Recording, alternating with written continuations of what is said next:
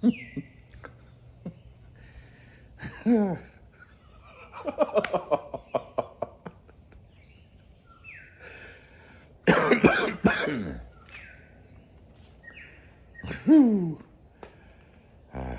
you, God.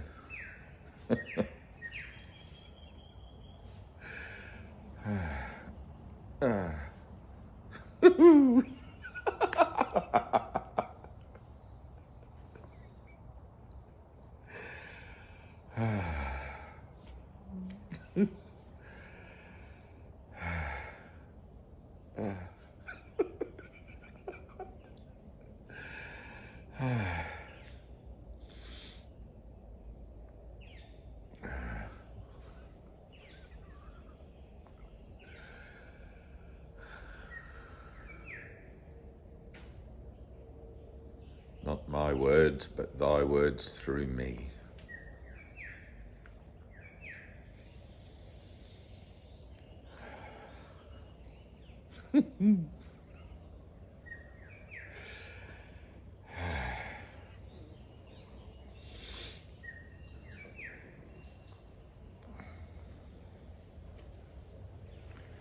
I asked this morning, actually I should backtrack, yesterday, I watched a 5-minute video of a small group of Muslim brothers debating with a small group of Christian brothers in a park, somewhere probably in London. And I've seen several of these sorts of videos. Usually, and in this case as well, they end with an impasse, agreeing to disagree, which is fine.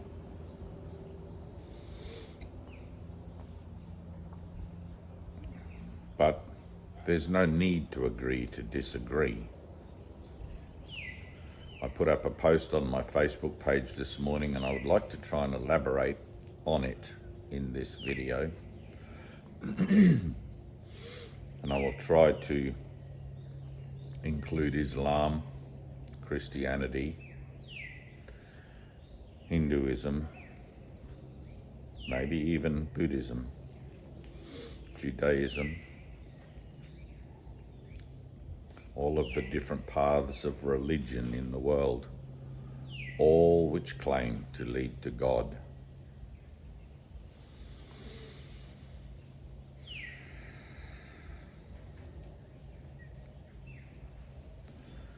As anybody knows, there is great division amongst the proponents of these religious practices as to which way is the better way.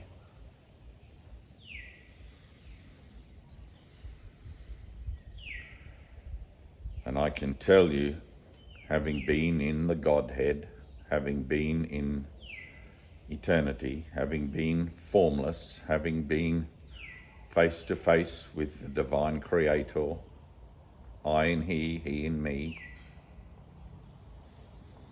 being an enlightened mind, one with God, that there is no my way or your way. There is only the way. It is neither Christian nor Muslim, nor Hindu, nor Buddhist.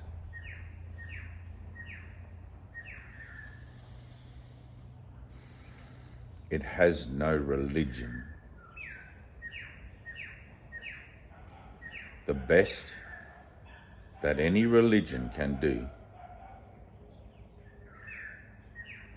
is bring you to a place where you give up, where you surrender,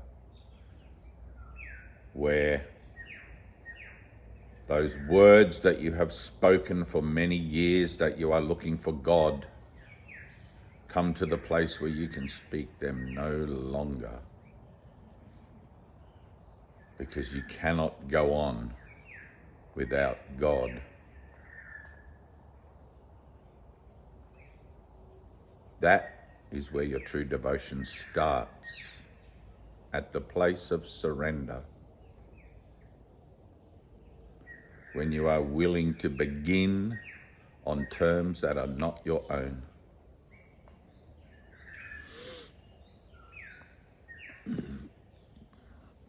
Let me explain.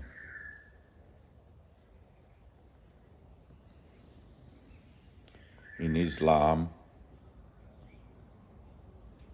when a practitioner realizes God, becomes enlightened, attains the divine state of self-realization, they transcend automatically the need for the religious practice. They have attained what they set out to do through their devotion, etc. And I'm not going to tell you that there are none who reach God through that devotion.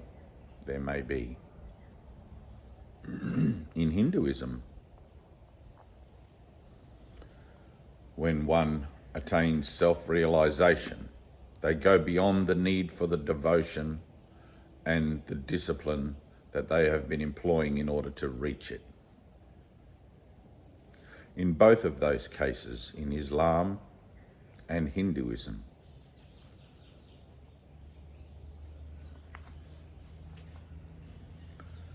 that person becomes what I call God-man, self-realized man, and becomes an example to all who walk in that tradition, to all who walk in that faith of what is possible through the true devotion of the heart and the purification of the mind in service to the divine nature of all that is, the creative source of life. In Christianity, however, when someone reaches the enlightened state, self-realization, face to face with God, I and he in me, and declare themselves so, they often seem to be blasphemers or charlatans, often ridiculed, which I do not understand.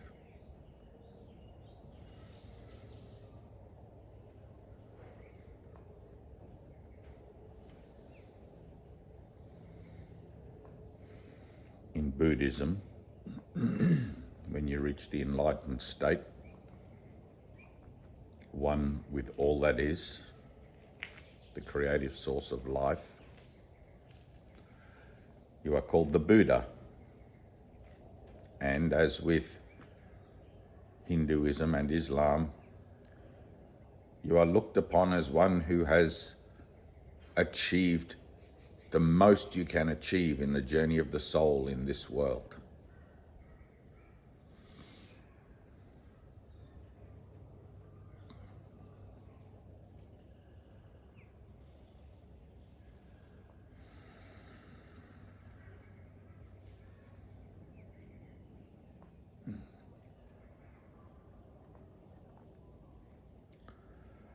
And I'm just talking in general terms.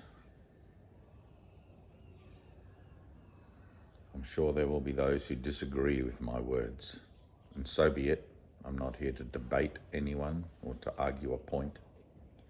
I'm telling you what I know based on the revelations I have had, the experiences in the Godhood that I have had, in the Godhead that I have had,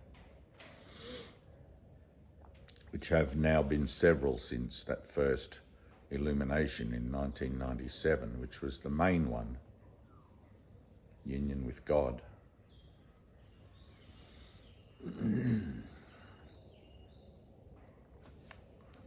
The other experiences that I have had outside the body, beyond the body, all natural, all through prayer, no drugs, no anything else, just through prayer and meditation. They have been experiences of a lesser order,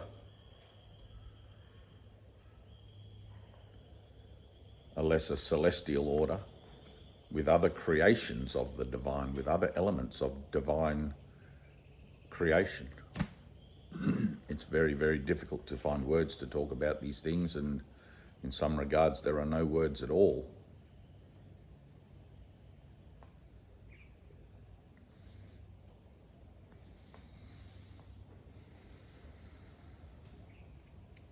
When I watch a video of two brothers trying to debate the merits and the pitfalls of their spiritual determination, their spiritual devotion, I am acutely aware that there are those in this world also watching who are longing in their hearts to hear the truth, who are longing in their hearts to know which way to go, how to find the nature of their divinity, where they belong.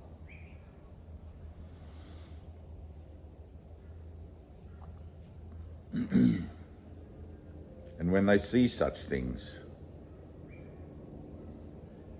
they turn away.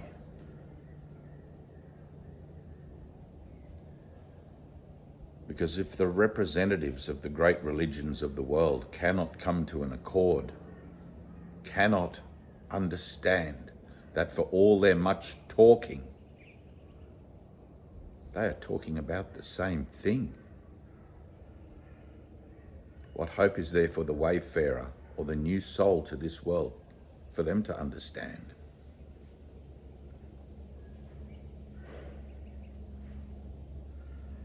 And they wander off again, lost and empty. When all the while your calling is to bring them in, to make them welcome and call them brother.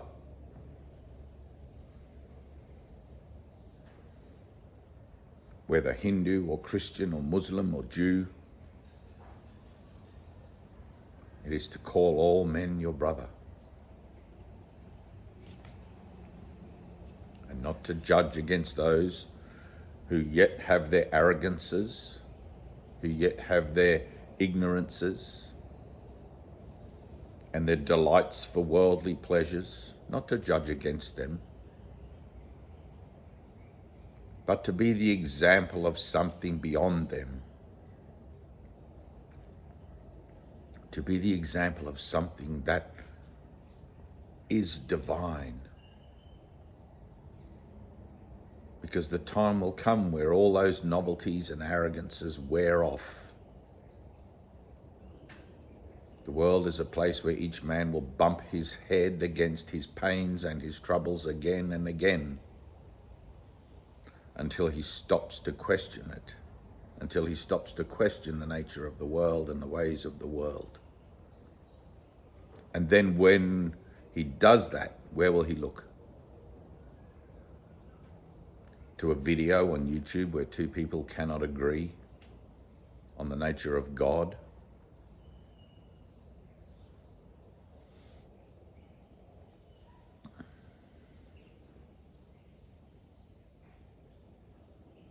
If you're going to put a video on YouTube as an example of your faith, let it be true. Let it ring clear like a bell.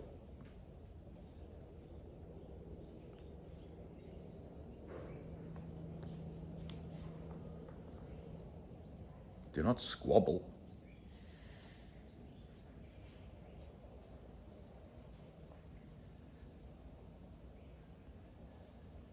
If my Christian brother or my Muslim brother are certain in their hearts that they are serving the Lord and that they are making their own case for penitence,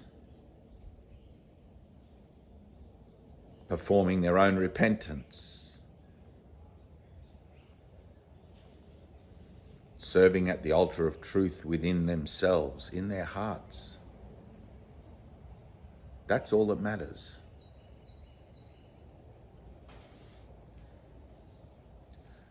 You attract the wayfarer to you by your example, not by your words.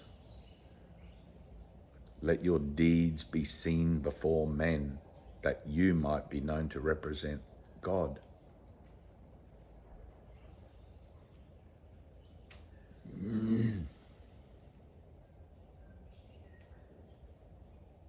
If you judge your brothers for their misunderstandings and they judge you for yours, what better are you than they? What greater example can you extol?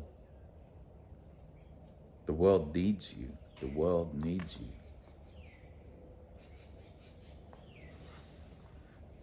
We're now living in the time of the teachers. The time of the prophets has finished. There is a new plan under the atonement. I am not a prophet, I am a teacher. I am a teacher of teachers.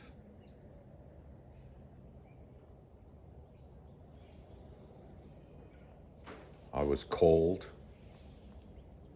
in 1997 by a voice from the sky after the dark night of my soul, where like many wayfarers, I too went in and out of churches and temples and mosques, looking for a path, looking for a way to correct my horrible life. I believed in God. I wanted to find God. I knew there must be more than what science told me.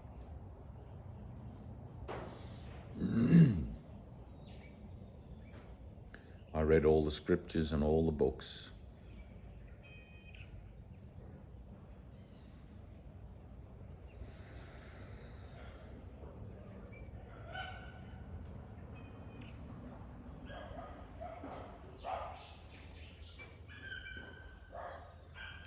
And throughout all of them, throughout all of my years of searching, I came to realize everyone was talking about the same thing. The Buddhists were talking about God as oneness, a singular state, a state of all things being one. The Muslims were talking about God as there is only one God and all things are that. As were the Christians, as were the Hindus. But in their own way, in their own different way. And they were explaining their relationship, which was the path. The relationship you have with God is the path. In their own way, they were explaining.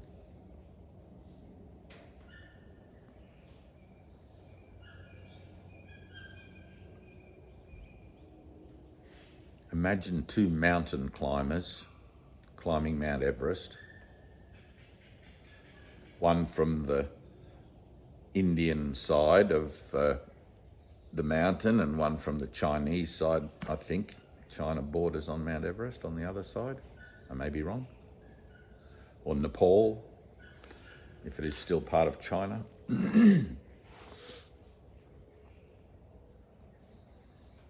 Two mountain climbers. And they both get to the top and they meet each other at the top.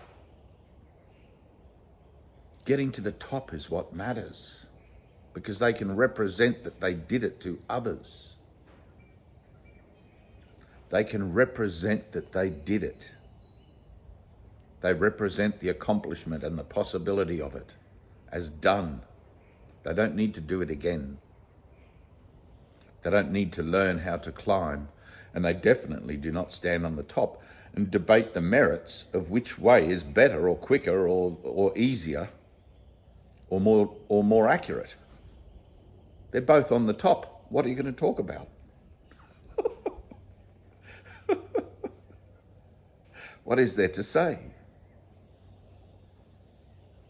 When you enter the Godhead, when you stand face to face with God, when you are in the presence of the divine, you will have no words. You will not even be able to utter your own name.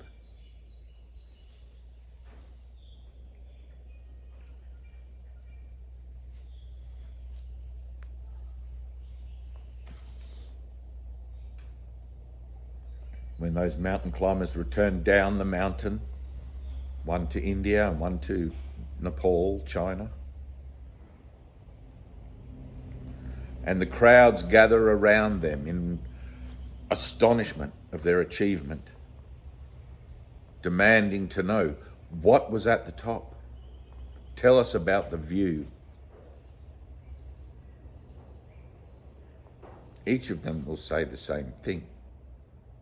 The view is so astonishing, I cannot describe it in words. You have to see it for yourself.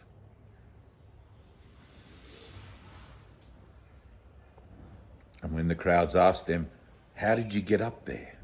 What path did you take? The man on the Indian side will say, well, I went to that rock there, and then I climbed across to that rock, and then I went up to that way, and then I swung across, and I went. And the man on the Nepalese side will say, well, I went to that rock over there, and then I went to these rocks there, and then I went across a ledge, and then I went up there.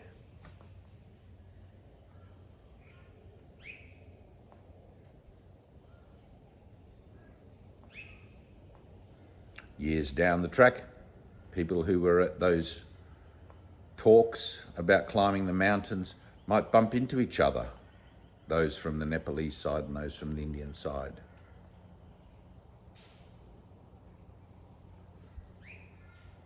What are they going to say? I met a man who'd been at the top of Mount Everest.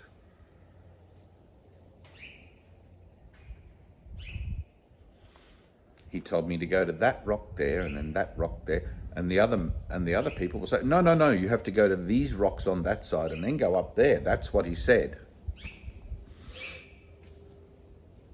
It doesn't matter. Love is all that matters. Truth is all that matters. Try to understand that. Truth is true and nothing else is true.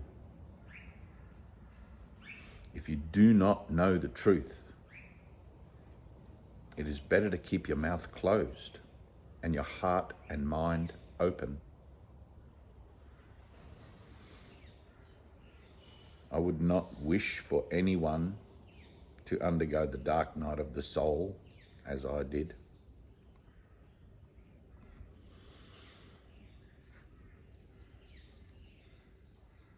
I have never experienced so much anguish,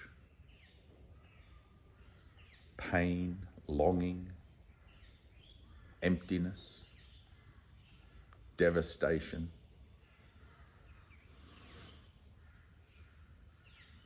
I didn't think that depth of despair was even possible.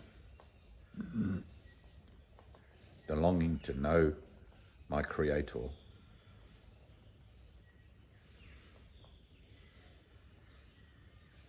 That next morning I was answered, a voice from the sky, in exactly the same way that God spoke to Moses.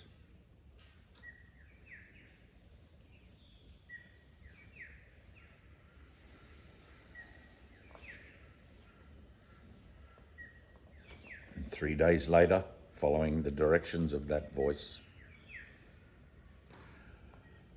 I was lifted from this mortal vessel, taken out of it. I don't have words to describe that. I don't know how it happened. And I found myself in eternity, back in eternity, which I recognized perfectly. It was home.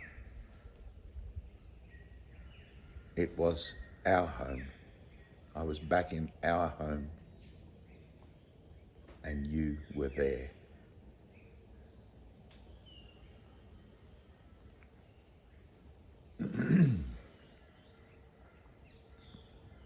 And you are there still.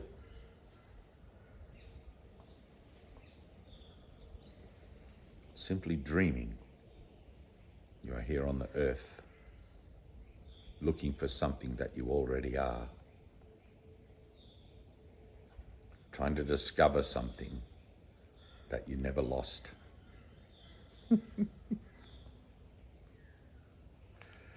Yourself.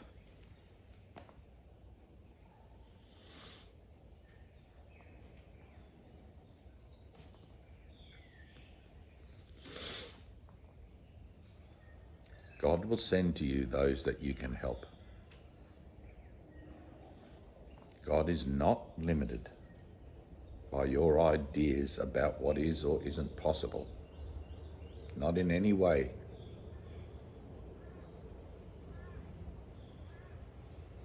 But until you let God be God and you be you, nothing can occur in you. Not because God does not will for you to be happy and to know Him, but because your cup is already full with ideas of other things. Listening to this voice instead of this voice.